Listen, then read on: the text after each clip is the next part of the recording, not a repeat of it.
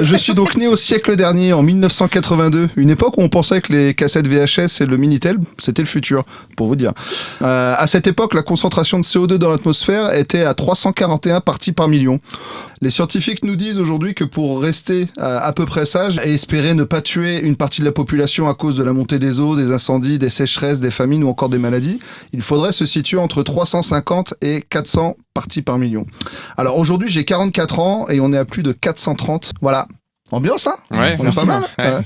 Alors, rassurez-vous, pendant ce temps-là, tout le reste va bien. Le PIB en France a été multiplié par 5, donc on produit énormément plus de richesses qu'avant, et on est tous et toutes plus riches.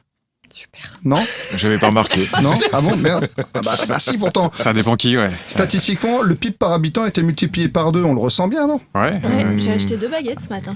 Ah oui, attends, ok. Ouais, non. C'est vrai que l'inflation a fait x3 et le coût de l'immobilier qu'on ressent à l'achat et aussi dans les loyers a été multiplié par 4 pendant que moi je passais de l'adorable chérubin que j'étais à ma naissance à ce vieux wokiste, gauchiste, islamo-gauchiste et mangeur d'enfants que je suis devenu aujourd'hui. Enfin, ça, c'est selon l'extrême droite. La réalité, c'est que le taux de pauvreté a doublé en passant de 7,5% en 1982 à 15,4% en 2026.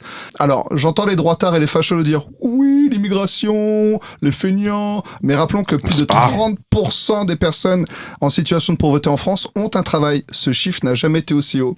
Ça calme, hein?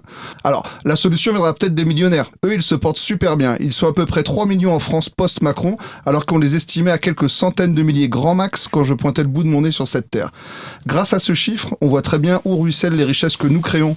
Vous savez, le PIB là, qui a multiplié par 5 en 44 ans. Cette richesse, c'est nous qui la créons, au prix de notre travail, de notre consommation et des sacrifices récents sur nos retraites et nos services publics. Vous le voyez, les choses changent. La situation devient chaude, très chaude, et pas seulement d'un point de vue climatique.